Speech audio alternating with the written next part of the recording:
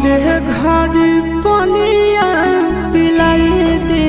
है जान गे कफन ओढ़ाई दी है टूटत ही जब प्राण गे मरे घर पनिया पिलाई दी है जान गे कफन ओढ़ाई दी है टूटत ही जब प्राण गे हगे हमारा से तोरा जाती प्यार होता भेंट सक छात कर लगे हगे सोनाया गावा हो भरती पा